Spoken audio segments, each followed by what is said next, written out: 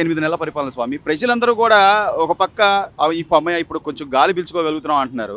జగన్మోహన్ రెడ్డి గారు గాని, లేదా రోజా గారి పేరునని వీళ్ళంతా దొంగ హామీలు ఇచ్చి వచ్చారు. కేవలం ప్రజల్ని మోసం చేస్తున్నారు. లేకపోతే కక్ష రాజకీయాలు అని చెప్తున్నారు.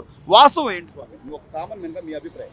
జగన్ కూడా మరి వాళ్ళని ఎంకరేజ్ చేయకూడదు కదా, ఎంకరేజ్ చేస్తేనే కదా వాళ్ళ నోటిదోల వల్లే ఈయన ప్రభుత్వం కూడా కోల్పోవాల్సి వచ్చింది. కేవలం అసెంబ్లీలో ఒక వ్యక్తి, ఒక మాజీ ముఖ్యమంత్రి అని లేకుండా, లేకపోతే అంత పెద్ద ఆయన లేకుండా వ్యక్తిగతంగా దూషిస్తున్నప్పుడు ఈయన నవ్వుకుంటా దాన్ని ఎంకరేజ్ చేసినట్టే కదా. ఇప్పుడు ఆయన వ్యక్తిగతంగా చేసినా సరే ఆయన వయసు కన్నా మర్యాద ఇవ్వాలి. ఇప్పుడు నాన్న తర్వాత నాన్నకు ఫ్రెండే కదా, మళ్ళీ ఆయన నాన్నకి ఫ్రెండే. మళ్ళీ చంద్రబాబు నాయుడు, వైఎస్ఆర్ రాజశేఖర రెడ్డి ఇద్దరు ఫ్రెండ్సే. ఆ నాన్న వయసుకు కూడా నువ్వు గౌరవం ఇవ్వకుండా అదేమంటారు బూమరాంగ్ అని, కర్మ ఈజ్ బూమరాంగ్ అని అలా తగిలింది అంతేగాని. అండ్ ఇప్పటికైనా జగన్మోహన్ రెడ్డి గారు ఆయన తెలుసుకొని ఒక పరిపాలన అనేది తీసుకోవచ్చు పరిస్థితిలో ఉన్నారు. ఇప్పుడు కూడా ఆయన ముసలోడనే మాట్లాడుతున్నాడు. ఆ ముసలోడు పథకాలు అమలు చేయలేడు, ఇదే తప్ప అసలు. ఇప్పుడు ఆయనకున్న హైదరాబాద్ ఎందుకు నీకు ఎక్కడ అని అంటాడు. వాళ్ళు లేకపోతే అసలు ఉండను కూడా ఉండరు వాళ్ళు. బొత్స ఎకనామిక్స్ ఇంకెవరికి అసలు అమెరికా వాళ్ళే చెప్తున్నారు ఎకనమిస్ట్ చంద్రబాబు నాయుడు అని. ఆయనకున్నంత జ్ఞానం మరి ఓవర్ ఆలోచన కానీ ఏదైనా సరే ఆయన కొంచెం ఒక ఆలోచన చేసుకొని వెళ్తున్నాడు. కాకపోతే ఏంటంటే ఈయన కొంచెం నోటిదోల వల్ల ఈయన కొంచెం పోసానికి ఇష్టమరులు లాంటి వాళ్ళు కానీ మొన్న ఈ రోజు మేము అమాయకులు, నాకు అనారోగ్యంగా ఉంది అని చెప్పి ఆయన నాటకాలు కొడాలి నాన్నగారు కానీ పోసానికి ఇష్టమరులు కానీ రాజా రాజా రాజా అన్నారు. ఇప్పుడు రాజా అయిపోయారు. సరేనా, ఏం లేదు, కొంచెం నోరు దగ్గర పెట్టుకుంటే నోరు మంచిది అయితే ఊరు మంచిది అవుతుంది అంటారు చూడండి. కొంచెం అలాంటి చూసుకొని, అంటే తోటి ఓటర్గా మాకు తెలిసింది ఏంటంటే మెయిన్ అలాంటి వాళ్ళ వల్ల మీకు సగానికి సగం పదవి పోగొట్టడానికి కారణం కూడా అది నాశనం అయిపోయింది. గురుగారు, అంటే మీరు అన్నట్టుగా వాస్తవాలు మాట్లాడుకుంటే ఈ రోజున వీళ్ళు అధికారంలోకి వచ్చారు, వీళ్ళు అధికారంలో ఉన్నారు అని చెప్పి ఎక్కడైనా కూడా దాడులు చేయడం, లేకపోతే వాళ్ళ మీద నోటు దురుసుగా మాట్లాడటము ఈ రోజు అసెంబ్లీ సమావేశాలు అట్లున్నాయి. అసలు ఇప్పుడు ఒకప్పుడు అసెంబ్లీ సమావేశాలు చూసేటప్పుడు ఏమంటారు, చేపల బజార్ ఉంటుంది చూడండి, ఆ టైప్ లో చూశాను. చేపల మార్కెట్ లా ఉండేది. ఇప్పుడు అసలు నిలబడితే అసలు బూతులు తప్పించి ఏమీ లేవు. ఇప్పుడు అసెంబ్లీ చూస్తుంటే అసెంబ్లీ ఇలా జరుగుద్దా అని చెప్పి ఇప్పుడు ఇంట్రెస్ట్ గా చూస్తున్నారు వివరణాత్మక ప్రజల గురించి. అప్పుడు కూడా జగన్మోహన్ రెడ్డి గారు ఇచ్చేవాళ్ళు, ప్రతిపక్ష హోదా ఇచ్చేవాళ్ళు, కానీ వీళ్ళు కంగారు పడి వెళ్ళిపోయారు. అంతేగాని ఆ టైంకి వాళ్ళు రాజ్యాంగంలో లేదు స్వామి. ఇప్పుడు నీకు ప్రతిపక్ష హోదా ఇవ్వాలంటే జనాలు ఇవ్వాలి. 11 సీట్లు ఉన్నప్పుడు నీకు రాజ్యాంగంలో లేనప్పుడు వాళ్ళు మాత్రం ఏం చేయగలరు? అప్పుడు వీళ్ళు నామినేషన్ వేసుకోవాలి. ఎవరూ లేరు కదా, మేమే మెయిన్ పార్టీ కదా, మాకు ప్రతిపక్ష హోదా ఇచ్చి నువ్వు అడగాలి. అడిగితేనే కదా అమ్మాయిని అన్నం పెట్టదు. నువ్వు అక్కడ అడగకుండా నువ్వే డైరెక్ట్కి వెళ్ళిపోయి పోడియం మీదకి వెళ్ళిపోయి గొడవ చేసేస్తే ఆయన వచ్చిన ఆయనకి మనం మర్యాద ఇచ్చుకోవాలి. గవర్నర్ని కాదు చేస్తున్నారు కదా, ఆయన మర్యాద ఇచ్చుకోవాలి. మనకి రాష్ట్ర బడ్జెట్ ఏంటి, ఏంటి అవేంటి మొత్తం తెలుసుకోవాలంటే ఇప్పుడు ఆయన ప్రసంగిస్తేనే కదా అసలు ఏంటేమో ఉన్నాయో తెలుసుద్ది. అక్కడ అప్పుడు నువ్వు రేస్ చేస్తే వాయిస్ అప్పుడు బాగుండదు. కానీ ఏమి లేదనుకుంటూ మాకే మాట లేదు, మాకు మాట ఇవ్వడానికి లేదు అది అని చెప్పి నువ్వు వెళ్ళిపోతే ఏముండదు అక్కడ. అది ఇంకోటి కూడా యూట్యూబ్లో ఏమైనా వస్తుంది, 11 ఎమ్మెల్యేస్ 11 నిమిషాలు కూడా ఉండలేదు. అది మీరు చేసుకుంటుంది కానీ అదేమీ లేదు. ప్రతిపక్ష హోదా ఇవ్వడానికి ఎవరైనా ప్రశ్నించేది లేకుండానే ఇప్పుడు వాళ్ళు ఏం చేస్తున్నారో మా జనాలకు కూడా తెలియదు కదా. ఇప్పుడు లెక్క ప్రకారం అంటే ఇప్పుడు చెప్పాల్సిన అవసరం లేదు కదా, అంతే కదా.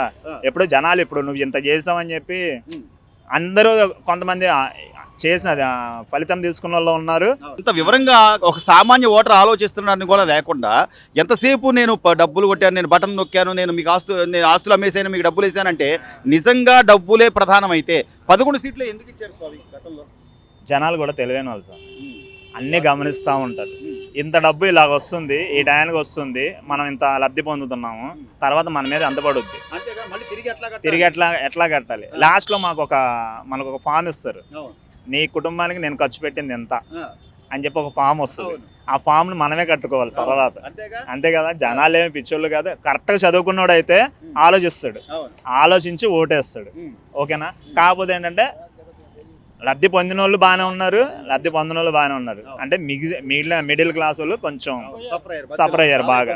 చాలా పనులు లేకుండా, లేకపోతే అమరావతి రాజధాని అని చెప్పుకోవడానికి లేకుండా స్వామి ఉచిత విద్య, ఇల్లు ఉంటే చాలు స్వామి. ఉచిత విద్య, ఇల్లు 2 ఉంటే చాలు. అన్ని వైద్యం ఈ 3 ఉంటే చాలు. మనిషి ప్రశాంతంగా ఉంటాడు. నువ్వు ఏమంటారు పథకాలు ఇవన్నీ అన్నీ తీసుకుంటే ఏం అవసరం. మనకి జనజీవన మనకు అన్ని అందుబాటులో ఉన్న ప్లేసుల్లో ఒక ఇల్లు, వైద్యము, విద్య ఉంటే చాలు స్వామి. మిగతా మొత్తం మీద సార్ చివరగా ఈ 8 నెలల పరిపాలనలో ఈ రోజున సీఎం గారు వచ్చి పెన్షన్లు ఇస్తున్నాడు, డిప్యూటీ సీఎం వెళ్ళి రోడ్లు పరిశీలిస్తున్నాడు. ఈ తరహా పరిపాలన గత 5 ఏళ్లలో ఎక్కడైనా ఒక మంత్రిగా ఉన్న వాళ్ళు కానీ లేదా ఒక ఎమ్మెల్యేగా ఉన్న వ్యక్తి కానీ ఏదైనా వైసీపీలో బయటకు వచ్చి చూసిన దాఖలాలు ఉన్నాయి? లేదు స్వామి, ఇదే నేను చూస్తున్నా. డిప్యూటీ సీఎం గారు ఆయన చేస్తున్నాయి, పవన్ కళ్యాణ్ గారు చూస్తున్నాయి కూడా నేను చేస్తున్నా. అంటే కనబడతా ఉంటుంది, ప్రతి దాంట్లో కనబడతా ఉంటుంది. సో ఆయన పరిపాలన బాగుంది. మరి సీఎం చంద్రబాబు నాయుడు కూడా కొంచెం, ఇప్పుడు మనకి టైం కావాలి కదా, వెళ్ళగానే ఇప్పుడు ఇల్లు కట్టగానే అయిపోవాలంటే అయిపోదు కదా.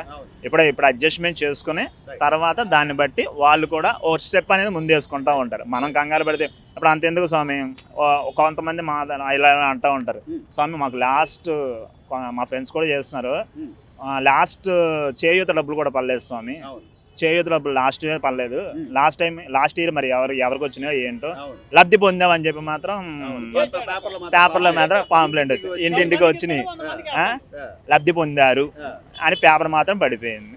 అంటే ఆయన కొంచెం తప్పులు ఉన్నాయి, మార్పు ఉంది. అంటే నాకు తెలిసి మిడిల్ క్లాస్ వాడు కొంచెం బతుకుతున్నాడు. స్వామి దాదాపుగా 8 నెలల పరిపాలన అంటే ఈ రోజున విజయవాడ కానీ లేకపోతే పక్కన ఉన్న అమరావతి కానీ మళ్ళీ పనులు జరుగుతున్నాయి, ప్రతి చోట కూడా భవన నిర్మాణ కార్మికులకు కూడా పనులు దొరుకుతున్నాయి అంటున్నారు. అంటే రాజధాని అంటూ లేని గత 5 ఏళ్ల పరిస్థితి నుంచి ఇప్పుడు కొద్దిగా తేరుకుంటున్నాం అంటారు. ఎలా ఉంది పరిపాలన? బాగానే ఉంది. చంద్రబాబు గారు, పవన్ కళ్యాణ్ గారు బాగానే చేస్తున్నారు, బాగానే ఉంది. మరి ఏమీ లేదు, అంత అరాచకం, అవన్నీ ఊరినే ఫేక్ చెబుతున్నారు, అవన్నీ ఉత్తియే. బటన్ నొక్కారండి, వాళ్ళు తీసుకున్నారు. తీసుకోలేని వాళ్ళు ఏం చేస్తున్నారు, లేని వాళ్ళకి ఏమి ఇచ్చారు చెప్పండి. బటన్ నొక్కారు, అదే అది ఉండాలి కదా, అది ఎంతమందికి వచ్చిందో ఏమో అది వాళ్ళకే తెలవాలి, మనకేం తెలుసు. సో ఇప్పుడు చంద్రబాబు గారు సీఎంగా ఉన్న దగ్గర నుంచి కూడా పెన్షన్ల విధానం కూడా ఆయన దగ్గరుండి పరిశీలిస్తున్నాడు, ఆయనే వెళ్ళి పెన్షన్లు ఇస్తున్న పరిస్థితి. కష్టపడుతున్నాడు, 75 ఏళ్ళు కష్టపడుతున్నాడు, ఏముంది చేయను. మరి మాట్లాడితే ముసలాయన అనేవాడు, ఆయనే కదా మరి మొత్తం అన్ని ఆయనే చక్కదిద్దుకొని వస్తుంది. సరే, ఎప్పుడే వచ్చాడా, ప్రెస్ మీట్లు పెట్టాడా, ఏమన్నా చెప్పాడా, ఆయన గురించి ఏమన్నా చెప్పాడా, ఏం చెప్పాలి. కట్టుకోనండి, ఏమన్నా ప్యాలెస్లో ఉన్నాయండి. పర్వాలా, ఇంకా ఇప్పుడే గాడిని పడుతుంది కదా, పర్వాలేదు. ఇప్పుడు బాగా పోసాని కృష్ణమురళి లాంటి వాళ్ళని కానీ లేకపోతే కొంతమందిని అరెస్ట్, అంటే ఇంట్లో ఆడవాళ్ళని కూడా అసభ్యంగా మాట్లాడిన వాళ్ళని అరెస్ట్ చేయడం న్యాయమేనంటారా? న్యాయమేగా, మరి తప్పు కదా అది మాట్లాడతాం. ఇప్పుడు మీరు మనం మాట్లాడుకుంటే పర్వాలా, రాజకీయం ఇంట్లో వాళ్ళని తీసుకురావడం అది ఎవరికైనా అది కరెక్ట్ కాదు, కరెక్ట్ కాదు, న్యాయమే. మరి ఇట్లాంటి వాళ్ళందరికి కూడా కనీసం ఇప్పుడు శిక్షలు పడిన తర్వాత వాళ్ళు మారుతారంటారా సార్? ఏమన్నా వాళ్ళు మారతారని మారాలి, ఆ దేవుడే చూసుకుంటాడు, శివయ్య స్వామి చూసుకుంటాడు, మారతాడు.